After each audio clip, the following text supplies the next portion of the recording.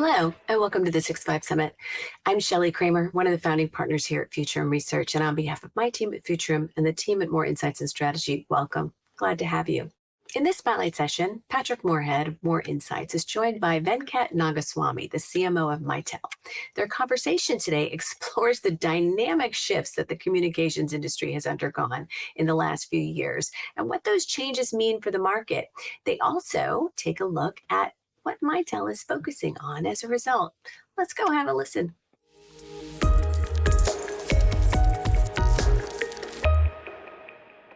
Venkat, welcome to the 6-5 Summit, and thank you so much for coming on here. I really appreciate that. Thanks for having me, Pat, and points for pronouncing my name correctly. I appreciate that. I try to get these things right. I mean, who doesn't want their name pronounced correctly? So, boy, a lot of stuff going on at Mitel these days, but I think everyone wants to hear, what has Mitel been up to recently? Excellent. So I'm new to Mitel. I've been here only for 5 weeks now, and quite literally, this is the fifth week, 6th week starting. My initial reactions are I'm extremely impressed with how international the company is. Right, we are a company with 35 million users around the globe. 65% of them are international, 35% are in the US. So the size and scope of Mitel is something that's truly impressive. And you ask me what we've been doing recently. We've added 1.5 million lines of users in the past year. 1.5 to 2 million is what we've been doing over the past few years. And when you think about the scale of that, it's stupendous. And especially coming from the cloud world where the life of the company has 1.5 to 2 million lines, us adding in only 1 year, that to me is super interesting and super, sexy. Yeah, it's incredible. Mitel has a great history. I mean, gosh, you've been in the space for 50 years. I mean, you're 35 million users across 100 countries. I mean, it's impressive. Absolutely. This is one of the few companies that I've worked at where I'm almost as old as the company. And so the company turned 49 as of June, and it's going to turn 50 next year. And you look at the company's history, it's one of innovation, right? We were the first to introduce VPN phones for people working from homes back in the day. We were one of the first people to do VMs, or the call control software in the VM, which back 10, 15 years ago was new, and today is par for the course for a lot of our competitors. So we have a track record of innovation, track record of doing a lot of things over the past almost 50 years that we've lived. Yeah, it's been exciting. It's been a great run so far. So I want to talk about cloud.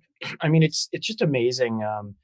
The cloud started about 15 years ago, and it has really taken a lot of turns along the way. And there's been different definitions along the way where cloud was a destination, cloud was an operating model.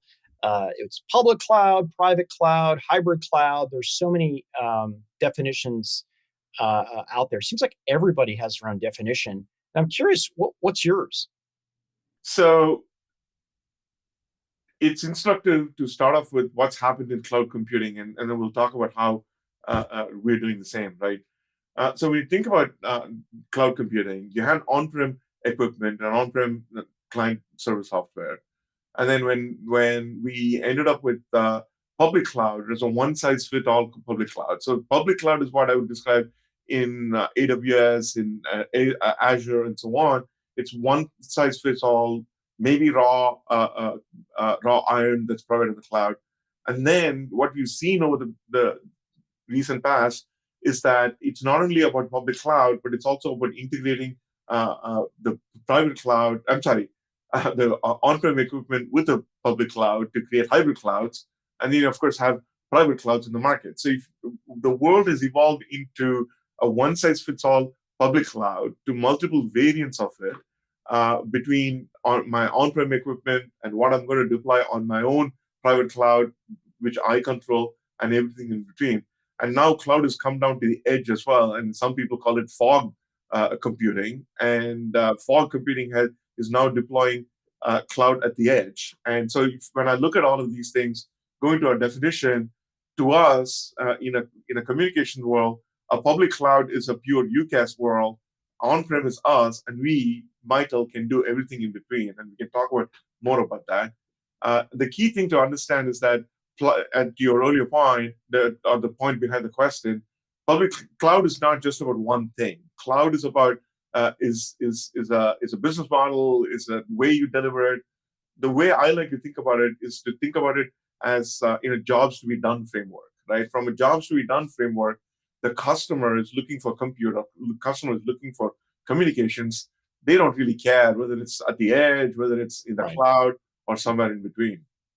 Yeah, I mean, the maturation of cloud has been a positive thing. I mean, 10 years ago, it was, hey, go to the public cloud or you're crazy. And then about 3 to 4 years ago, Andy Jassy got on stage with AWS and brought out Outposts, and which was very much a hybrid on-prem solution. Yeah, exactly. And even though everybody had done this previously, that was the moment where nobody can deny that the hybrid cloud is where the world is going. And at least from what I've researched and talked to Mitel about, this is where you're headed. Absolutely. So I like to characterize Mitel as the Burger King of communications. Have it your way. Yeah. And so you can, for our software, our platforms that we have, you can deploy it on-prem in a closet. You can deploy it on your own VM out in the cloud, or you can go partner with our partnership with RingCentral, go a pure public cloud in terms of what you get in UCaaS. And so this choice, this flexibility, this ability to deploy what the customer wants, that's the core strength of Mitel. Yeah, imagine that, doing what the customers want. Yeah. And absolutely, and there is a reason on the data side of the cloud that 75% of data is still on-prem. There are reasons for this, right? And it's typically critical applications that customers have decided not to move there. So cloud is an operating model. It's not a place. Exactly. It's an operating model. It can be on-prem. It can be on the edge. It can be in the public cloud. It could be in a colo as well. Yeah, absolutely. It's a bit of an attitude, I would say, rather than any one of those things, right? Yeah. Yeah. So let's drill into the communication environment in order for businesses to modernize. I mean, what does that mean, and what does it mean for that? Does it mean that everybody's going to the cloud? I think I know the answer of this, but I want to hear it in your words. So, short answer is no. Of course, there's a much longer answer for this. So, when you look at again, going back to the point around jobs to be done framework, right? What is a customer hiring us for? A customer is hiring us for providing communication services and however way in which they want it to be. Now, there seems to be a misconception, and I admit, having worked in the UCaaS space before, we were one of those people causing this miscommunication that everything is inevitably going to go into the cloud. On-prem is an old paradigm; it's going to die, and everything is going to move to the cloud. Now, there's an old saying: "Old soldiers never die; they only fade away." And I think you can say the same thing about paradigms. And even old paradigms never die, and I don't think they even fade away. They just exist in a minor form somewhere. So anyway, so when you think about it in jobs to be done, and when you think about different paradigms, customers are asking us to do different things. Today, the world is a hybrid world. You need to have people on your premises and people working remotely. Now, my former colleagues at McKinsey, they had a report coming out when COVID started. Only 20% of workers in the US are knowledge workers who can work from anywhere. You, me, Pat, we can do our jobs from anywhere. 50% of people cannot even, it's not even an option for them. And the rest are somewhere in between. So it is a hybrid world. So you need to have what the customers are asking for is a communication that allows them to do all of these things. And again, when you think about it, coming back from the customer standpoint, that cannot be one answer. That needs to be everything in between. It is about people who want to provide on-prem conversations. There are people who want to be remote, and for them, UCaaS is a perfectly good solution. And Mitel, we can offer everything in between.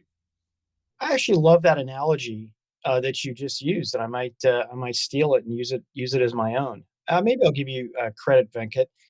But listen, if yeah, I've learned a lot of lessons over my 30 years in tech, and one of them is technology is a study of ands, not ors. Absolutely. Okay, everybody loves to dish on the mainframe, mini computers, on-prem servers, PCs, and what happens is none of them go away.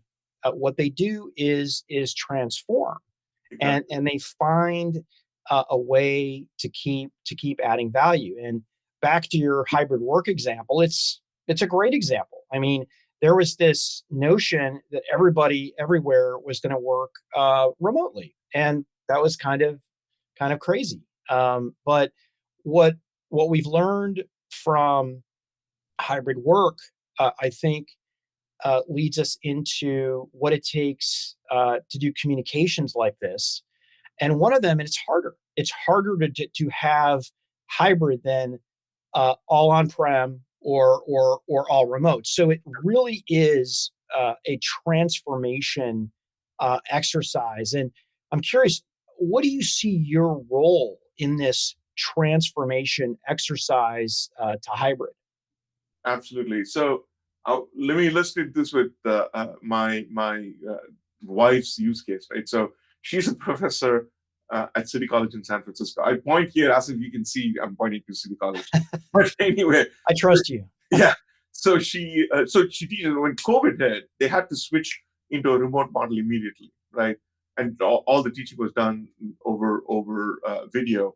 And then now they've gotten back into an on-prem world, and it's in between. And some classes are done on campus, and some classes are done off campus. And so when you think about communications, there are phones in classes, there is phones in her office, and then she's here.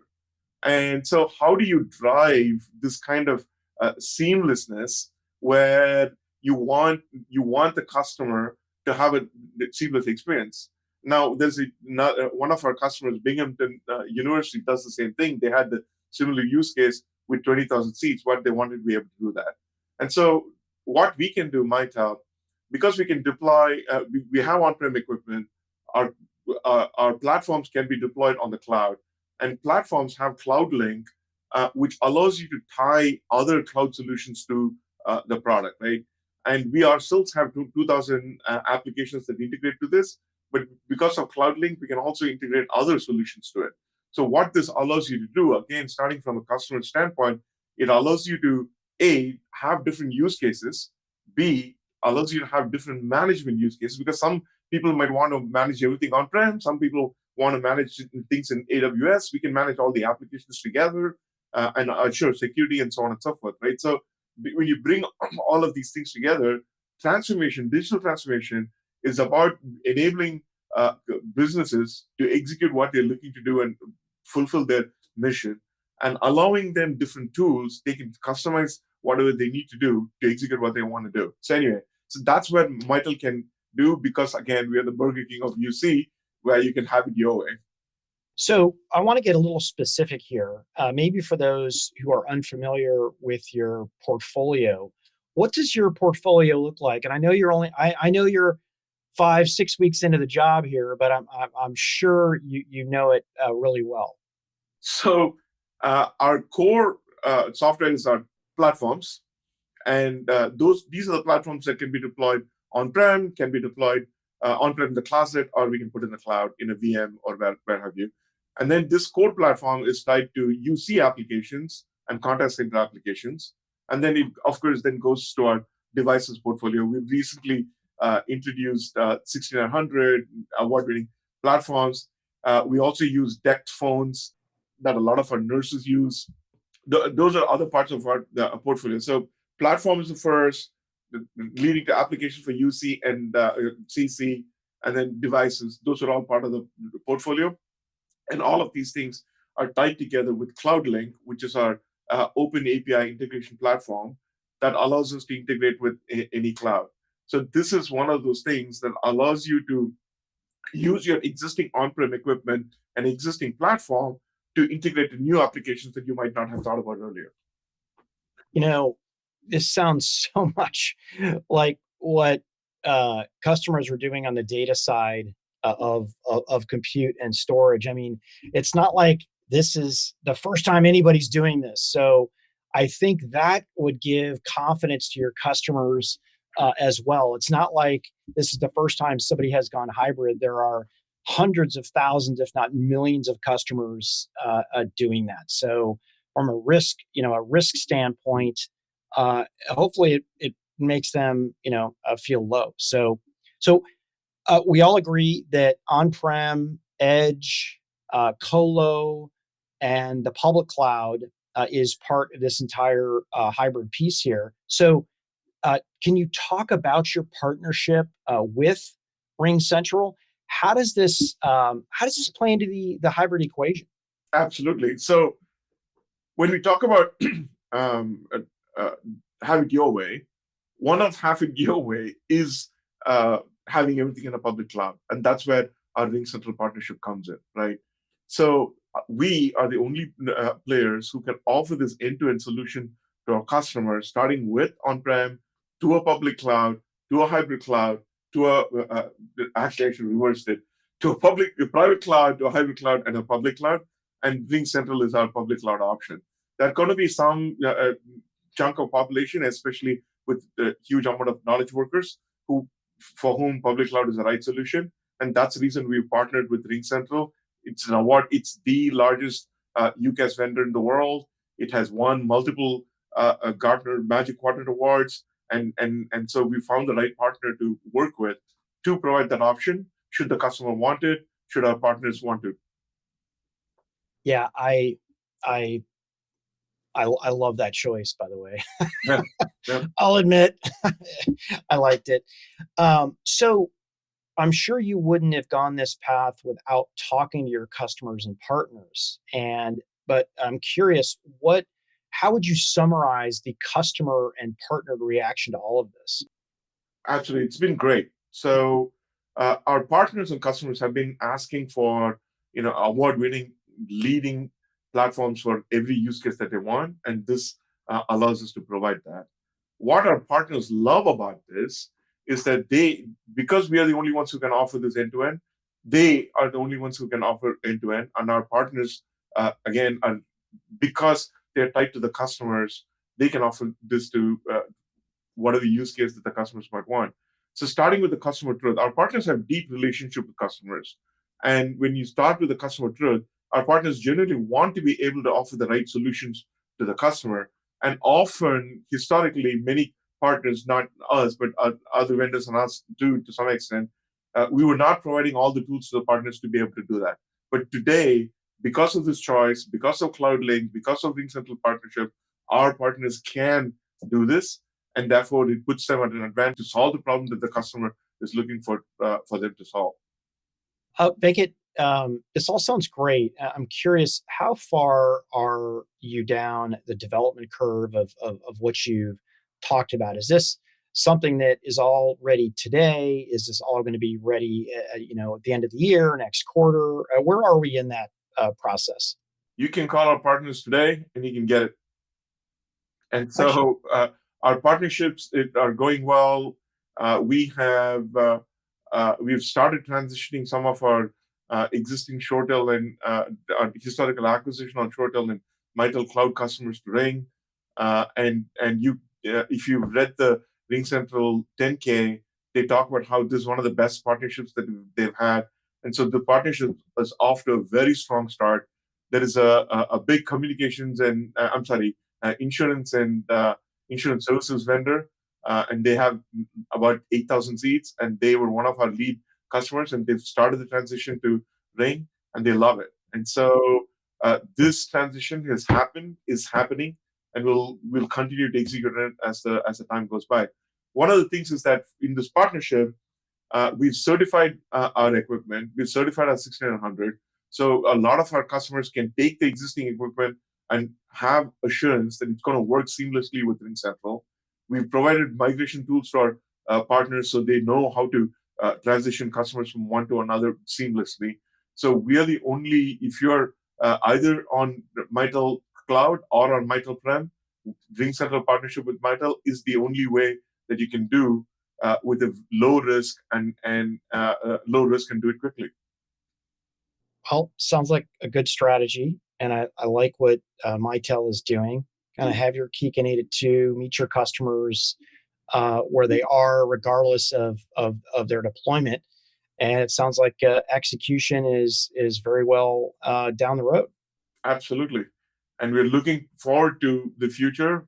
And again, because we're the Burger King of communications, we are the only ones who provide all these tools that our partners can use to serve their customers. I appreciate it. Venkat, it's been great meeting you. I saw the press release come along that you were joining Mitel. I didn't think I'd be meeting with you so quickly, but thank you so much for being part of the 6.5 Summit 2022. And I hope we get to meet in real life soon. I hope so. And I'd love to buy you a beer one of these days, Pat. I'm in for it. I like that. Cheers. Take care. Take care. Bye.